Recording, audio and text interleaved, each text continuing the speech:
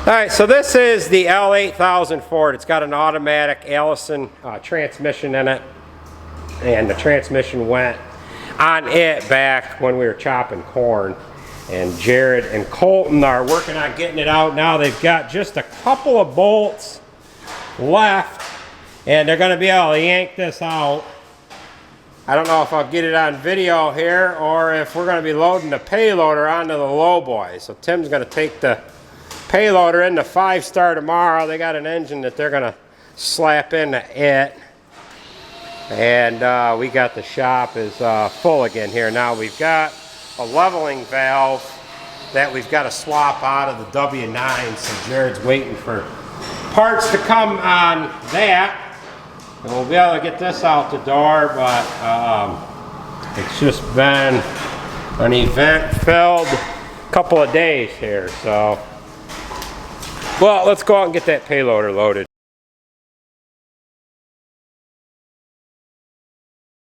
Well, it's Friday. We're getting back into the swing of things here with the video, and we've got to swap out this forward neutral reversing rocker switch that goes in on the back of the joystick. The one that's on there is shot, and every once in a while it jumps back into neutral. So Nate's running the grease gun around this. We had to send a 624 loader into 5-star to have an engine put in it. The engine kind of locked up the other day on it, and Tim took that into 5-star yesterday. That's something that we could have done ourselves. You just pull all this sheet metal off the back, and it's easy to pop that engine out. You just pull the cooling package off, and it's just everything is, you unbolt it and bolt in a new one. But the trouble with that is the you get a warranty with the new engine, but it doesn't cover the labor, your own labor. So that's kind of a rascal to deal with. So we just let the dealer do that one. So they won't have much in the labor on it anyways. And then if the damn engine goes on it again here in June, we haven't got to worry about it laying down. We can just have them take care of it.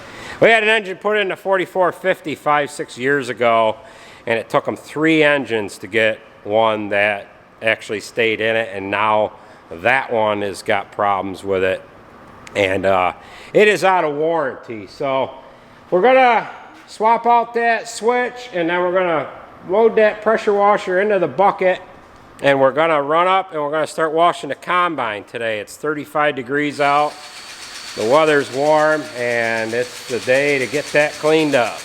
Alright, I'm going to pop this guy out of the joystick itself.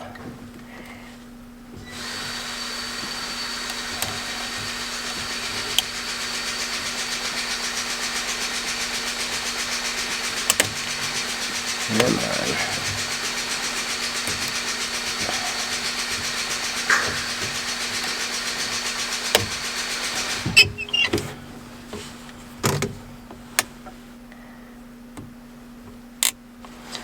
Oh, come on.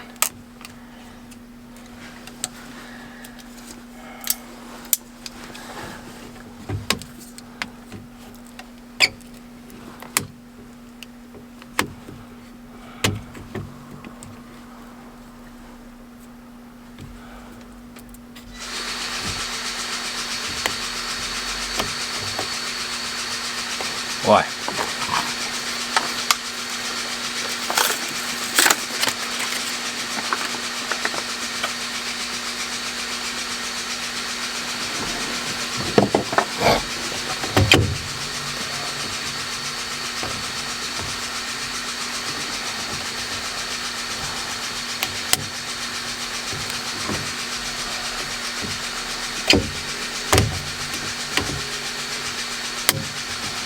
Alright, there's that little guy right there, and then there's just a little ribbon plug that plugs into it.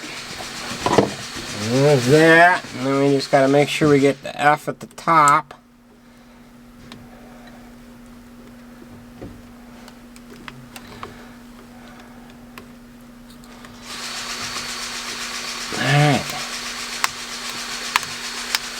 Alright, so that's it. Before I push it back in there. I'm just going to make sure this works. So step out of the way for a second, Nate.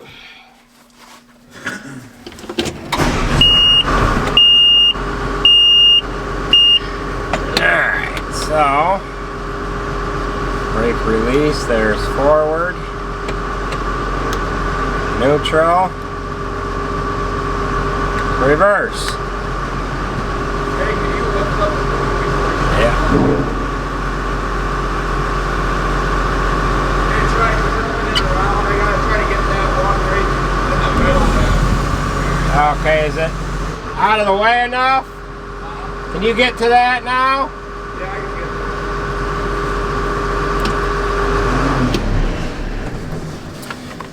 that. Alright, so we're just going to push this guy back into here. Alright, click, click. There, brand new switch. Alright, so you can kind of hear the click to that. And then this old one is just, it's very loose and wore out. So, and there is the phone. Alright, we got this switch out of there, and it would pop out of forward. You can kind of see where it, you can almost, well, you'd hit a bump and it'd pop out. This was 130 bucks, which I guess it ain't that bad for the amount of hours that this has on it. This is the second one that we've replaced in 20,000 hours. All right, let's get the pressure washer loaded into the bucket, and we're going to wash the combine.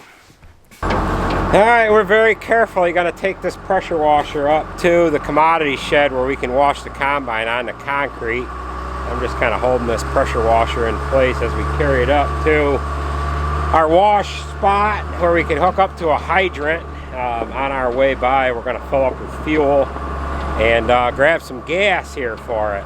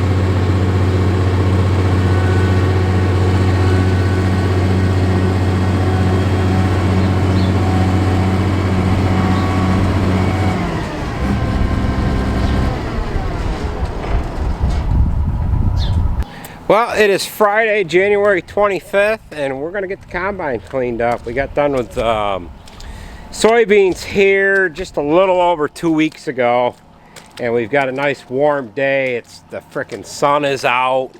It's like 35 degrees, going to be 40 degrees here shortly, and it's just going to be a nice day to get this thing washed up. So first we're going to blow it off with the air compressor, get all the dusty crap off in there, the heavy stuff, and then we're just gonna basically go over it with the pressure washer. I've got the hot water pressure washer up here setting up next to a hydrant. There's a hydrant right by the commodity shed there where we can get water from, and being that we're on the concrete here, this is a better spot to wash it. We can get around it with a ladder easier, but it's got a lot of dust in her from doing them beans here a couple weeks ago. So you can just kind of see the dust in here on the sieves. So we're going to grab a mask And yeah, this is caked on crap, but we're plugged up pretty good in there. So we'll have to get the shields all off in here and get this stuff blown off and cleaned up. So a lot of fuzzy, dusty crap here to get blown off first. Alright, we have this thing all opened up, and I'm not going to bore you with running the camera while I'm blowing this thing off, but I can assure you that it is freaking covered in dust here. So we're going to look in the sieve area here right now. You get some lighting drawn in here, but look at the amount of crap that's in there. Just from the amount of moisture that was in them last bit of beans there. This is really just all just caked up crap. I should have blown it out probably halfway through that last day of combining, but I was really pressing to get done so that we wouldn't have beans still out there now, but we got her caked up pretty good. So we're gonna fire up now. I've got most of it opened up. I've got the stone trap open. I got to run down to the shop and get a bar to poke that area open right here. Right in there. That's the stone trap there, and it's obviously full of crap like it normally is. But some of this stuff is half froze too, so. But yeah, so we're going to get it.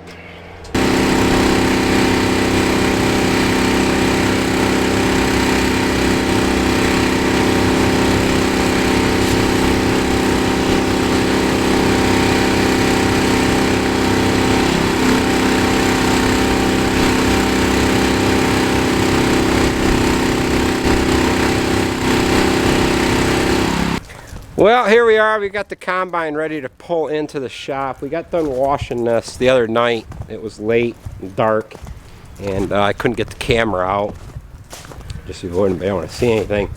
But it turned out pretty good. That hot water pressure washer makes a boatload of difference in what you can actually get done as far as washing goes. So you can see here it's pretty good. Now, we didn't go over it with soap and water or anything like that. We just hit it with water. And as you can see, it looks pretty good. It wiped all the greasy, grimy stuff off. It cut through that stuff like butter. So we got the head cleaned up.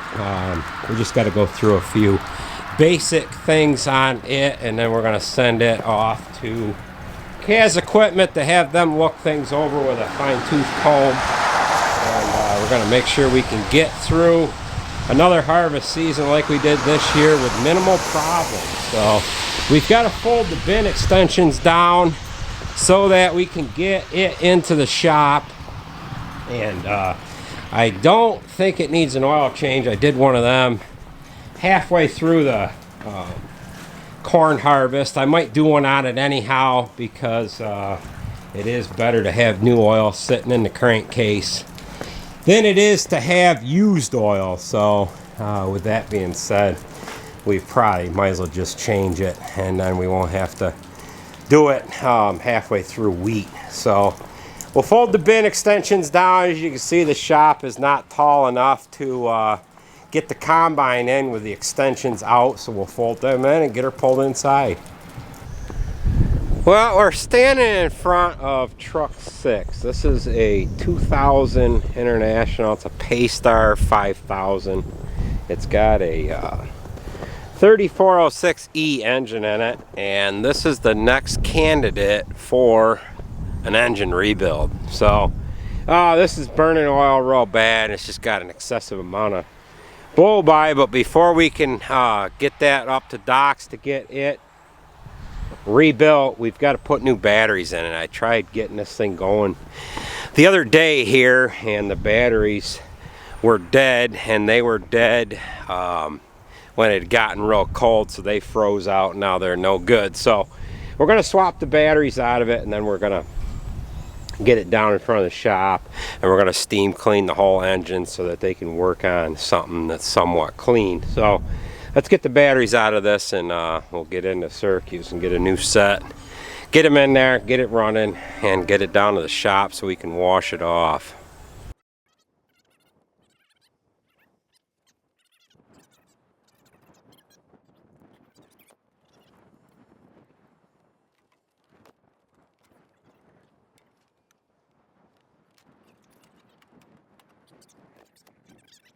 Alright, so we got the batteries all out of this, and we'll run down to Syracuse, or run out to Syracuse, that is.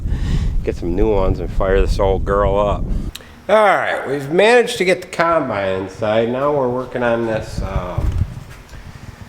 Diller manure tanker. This is on truck 12, and it's got an orbit motor on the swing boom here.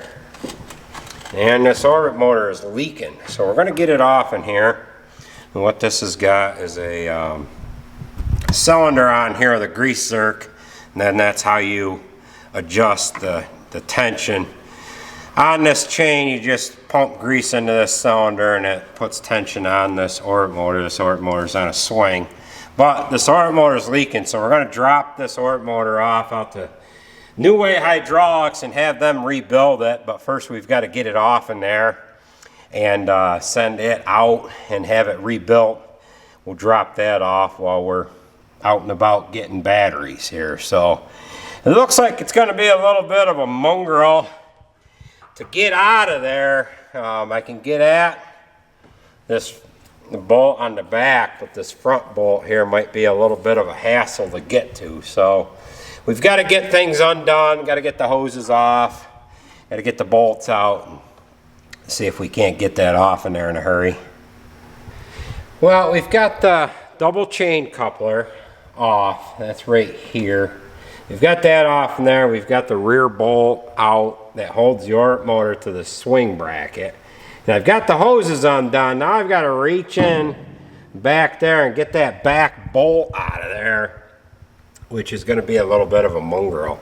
So I thought I was going to be able to take the hinge out and bring this whole thing out here, but there isn't much room to do that either. So it looks like the side of this contraption here, this side, that looks like it's welded up front. So I can't take these bolts out and drop that side off because it's welded up there. At least it appears to be anyways.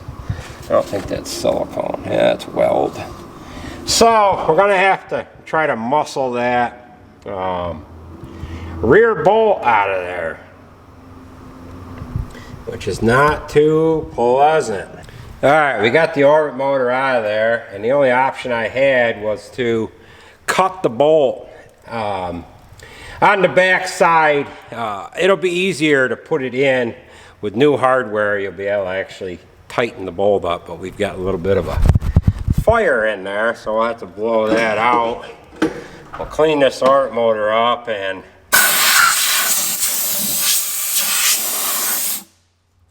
get it rebuilt. So I popped the gear off the bottom, and now it's kind of hard to see in here now. Get some light in there. There we go. So we just cut the back bolt, and we're able to lift that orbit motor right out of there, and there it is sitting on the back bumper here. So we're going to throw that in a pail so it doesn't make a mess in my truck, and we'll run that out to New Way and have them rebuild it. I do not believe that I have one. I'm going to look upstairs to see if I do have a motor quick before we take off, but I can get that rebuilt quicker than I can get a new one, I think. Well, now it's time to run after some parts. We're going to get that orbit motor rebuilt, get some batteries, get that truck 6 going, and then when we get back here, we can work on the combine a little bit, wash that engine off on truck 6. We've had pretty good luck with these Diller tanks. This tank here is a 2014 model. It's 5,400 gallons. The only trouble we have with the damn things is the power unit there that controls the up and down of the boom and the swing. We run into trouble with the batteries on them. Just little minor problems, but the nice thing about them is you got a larger loading hole there, and that closes up completely. And the tank is a little more of a sleek design, and it's got almost a V bottom to it, and the sand doesn't build up as much in the tank itself compared to the Huskies. So, well, I'm gonna, on my way in to take this motor in, I've got this in this 5-gallon pail here. I'm gonna call Diller, order a new orbit motor. That's the first we've had to replace one of them. And the oldest tank is a 2012. So we got a 12, a 14, and two 16s, two 2016 model tanks. So we'll have to pull this out of the shop. It's gonna probably be a week or so before we see that motor back. And we better get into Syracuse and get back so we can get some more work done here today. Well, we got truck 12 pulled out of here, and we're gonna have to back the green Diller trailer in. Jared's on his way back now.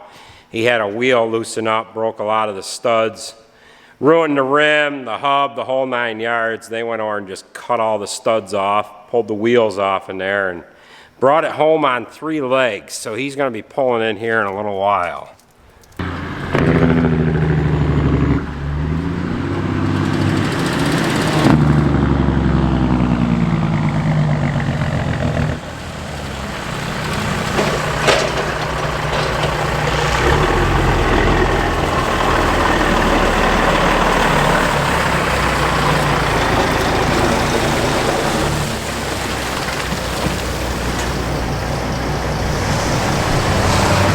You're missing a wheel!